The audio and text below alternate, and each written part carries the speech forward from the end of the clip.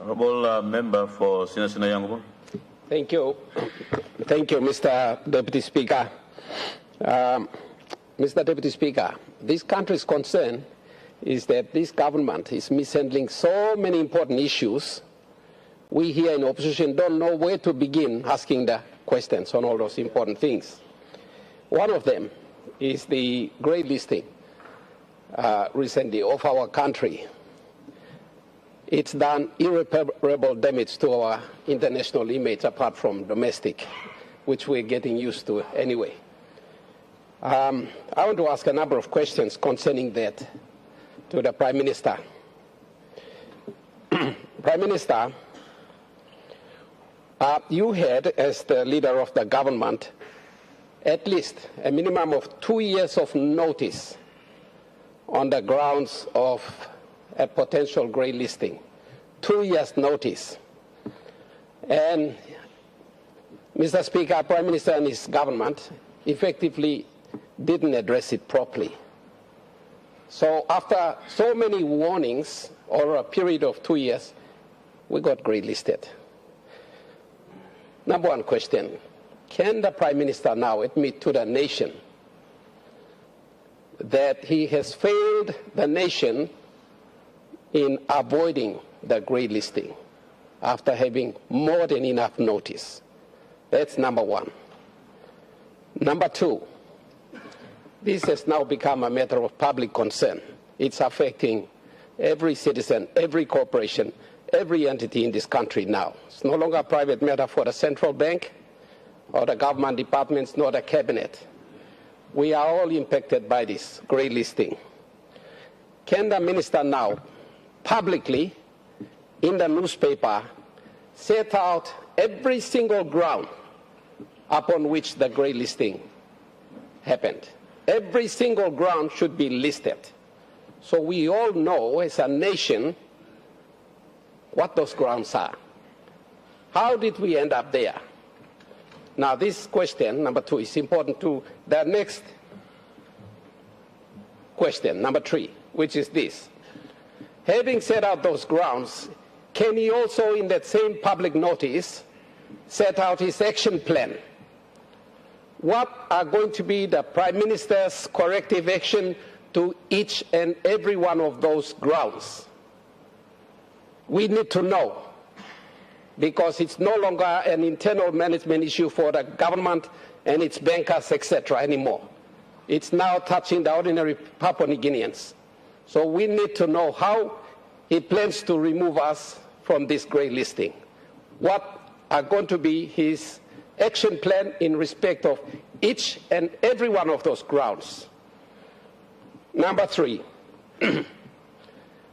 what is the timetable for each and every one of those actions?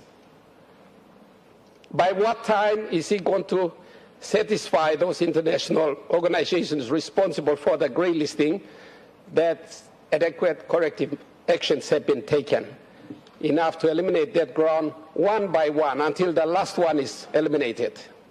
So what is the timetable for each one of those grounds? Number five, Deputy Speaker, sorry. Can he also, in the same process and in that same notice, outline all the negative impacts on the affairs of this nation by the grey listing? In what areas of governance, of government, is there going to be an adverse negative impact? Take, for example, on Papua LNG, or on Wafi Golpu, or on the state's credit ratings, which is usually prepared by international ratings agencies like Standard & Poor's, Moody's, all those international rating agencies. How is this grey listing going to impact in their opinion, and that will affect our credit ratings and our ability to borrow money in the future? What is going to be the negative impact on the kina, which has been going through a series of devaluation and hasn't finished yet, continuing to spiral downwards? What is going to be the impact of this grey listing on the kina, when it's already been going down for other causes, but now coupled with the grey listing, what additional negative impact will there be on the purchasing power of the kina? Finally, number 6, all of these are serious enough to demonstrate, and can he admit, therefore, that this sort of thing is evidence of the government's incompetence in managing the affairs of this nation? Thank you, Mr. Deputy Speaker. The Honourable Prime Minister. All right, thank you, Mr. Deputy Speaker. I want to appreciate the questions by member for Sinisene Yongomuk. It's an important and pertinent question in one of the major issues that is facing our country right now. But before I do that, let me also congratulate the Honourable James Lomane and the Honourable Kid Idu for their ascension into leadership on the other side of the House as the opposition leader and deputy opposition leader respectfully. Again, it just shows that the opposition is mature in nurturing the next generation leadership and not holding on to leadership on the other side. So I want to commend the ascension of our two brothers into leadership on the other side, and we don't mind questions of scrutiny from the other side. That is the reason why the Parliament exists, and questions like this is appropriate for us to make response and to inform our country appropriately. Mr. Deputy Speaker, this is not the first time our country has gone into grey listing. The last we got out of grey listing was 2015 or 2016 thereabouts. If you place your mind on the years 2015 or 2016, we had just come out of the commissioning of the production of PNG LNG. For a greater part of last decade, our country was placed under similar scrutiny. And so this is not the first time we've been brought to the scrutiny of PATAF. The early 2000s, when for the benefit of those who need to know why grey listing and as such, when the terrorists attacked the Twin Towers in the US, the entire global financial architecture had to review itself to make sure all economies and all countries in the financial systems are not financing terrorism. And so the entire globe, and more so emerging economies and developing countries, come under greater scrutiny than the first world nations who are targets of terrorists themselves. But nonetheless, that's another topic and another discussion.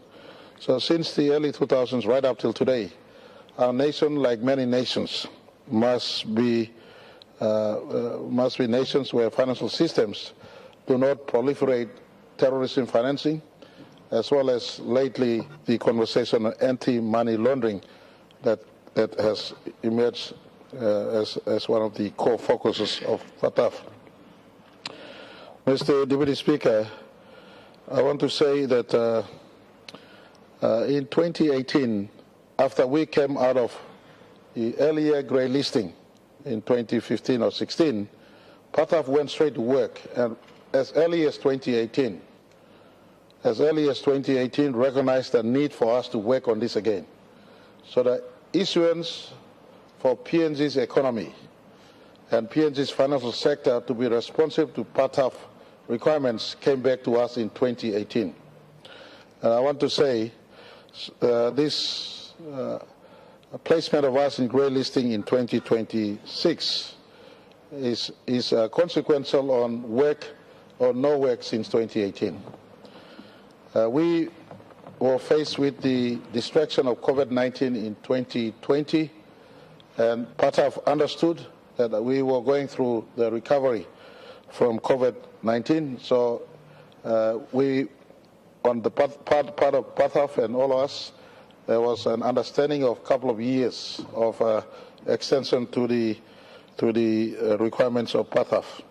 But after we took office in 2022, our cabinet tasked DJEC, Department of Justice and Attorney General, to be have oversight over the entire work, to pull together multi-sector, multi-agency to come and have a look at the FATF work. And so, Mr. Minister, Deputy Speaker, I want to indicate that many agencies were not compliant. Many agencies never showed up, and like everything else, I take the blame for much of the things that is happening, and rightfully so. It happened under my watch, so the people, including the opposition, has every right to blame the head of government. But I did summon all agencies, having realized in 2024 that there were weak response to the work by the agency responsible in calling all agency for meetings.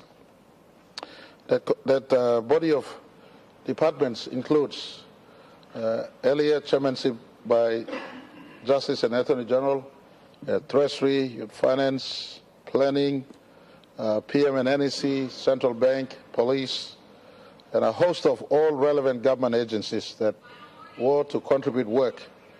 But in a meeting early last year, it was established that work was slowed under the chairmanship of Department of Justice and Attorney General, and I made an executive decision to transfer work that function to Treasury Department. And so Treasury had a handle on this one, and it seems as if it's bad, but I want to inform our country, from over 70 outstanding issues. Over 70 outstanding issues was reduced down to around 15 matters that were found to be outstanding that put us into a grey list. It wasn't PNG alone. We were partnered with Kuwait, and in this time around in the assessment in I think Mexico, Papua New Guinea and Kuwait were placed into the grey list. Grey list is a basket of, it's saying that you have some outstanding issues, you work, you come out of it, you don't work, and there's a possibility of us moving into the blacklist. And so I want to give assurance to our country, those 15 or so issues that are outstanding are achievable. Big amongst them requires all agencies of state to be at work. And I have issued written and verbal meeting instructions across. For instance, to police. My instruction to police, you don't need to wait for something to happen. You could pick up payment disbursements in finance right away. Go through the list and prosecute money launderers. A big issue that is facing our country right now is the issue on money laundering. I have to be honest up front. They've indicated as on the two twin concerns on PATAF. One is financing terrorism, and second is money laundering. They also established view that we're not doing enough to fight money laundering, and this has been inherent over many, many years.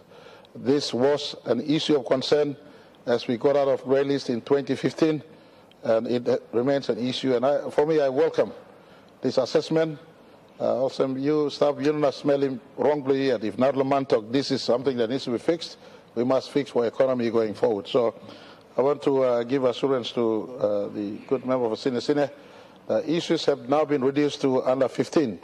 About 7 or 8 main core issues. One of them is the issuance of money laundering, the fact that police is quite slow in prosecuting those grey accounts. Those grey accounts that is labeled as accounts that possibly money laundering accounts in our country. I've given instructions to police, and in that meeting we all held together as a police commissioner. You don't need me to tell you to do your job. That's your constitutional duty. Work with FASU, work with Central Bank, and if there are any grey areas that needs to be looked into, especially suspicious transactions in our banking system, then put a stop and prosecute.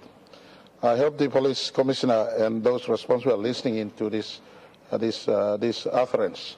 They are at work, and I want to give assurance. For instance, police has now grounded over 215 million kina belonging to people of Western Province that is held in the trust account of one law firm in our country. So this sort of work is happening. This predates many, many years of assumingly a network of money laundering in our country that needs to be stopped. And I want to give assurance to our people that this grey listing is good. As I work and this government work to grow the economy, it is of no avail if the economy is grown and people who profit from sharpening of public funds are still in existence in our economy. So this is a reminder for us to really tighten the game in respect to stopping money laundering in the economy. I've invited the police and Auditor General and everybody else to look into what's happening in finance, planning and treasury. If need be, follow the money trail.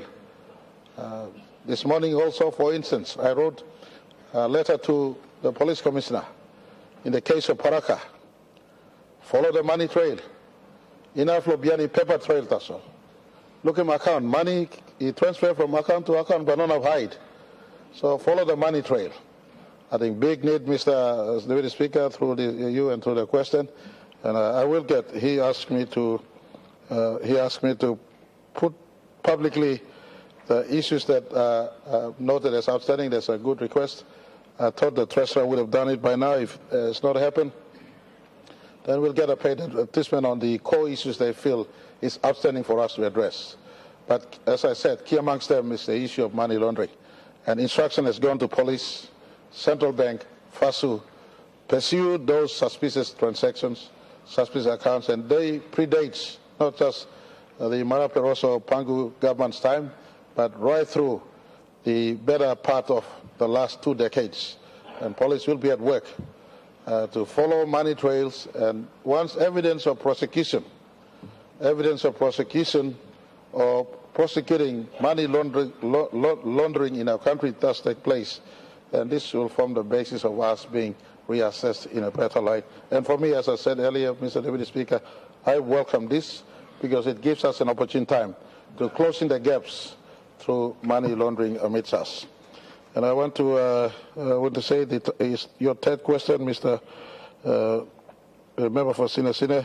So the timetable, we have about 2 years to fix this, but I've issued instruction to all government agencies.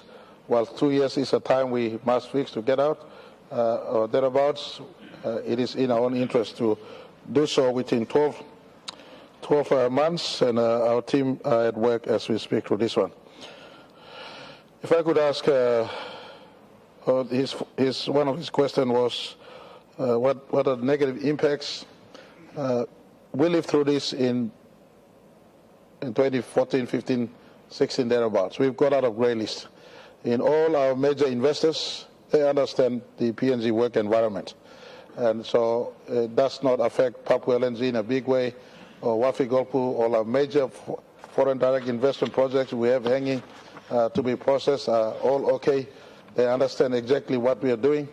It will certainly cause a little bit of tight grip in your ID when you do bank transactions in our country, but it's about time we all are identified well as we do bank transactions in our country. We are managing the effect of this very closely.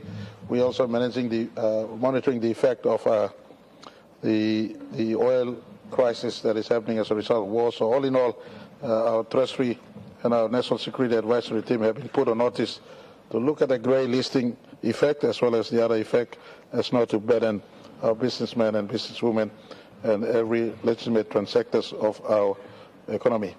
Mr. Deputy Speaker, I want to ask if the good member could put his questions again in a formal writing to me.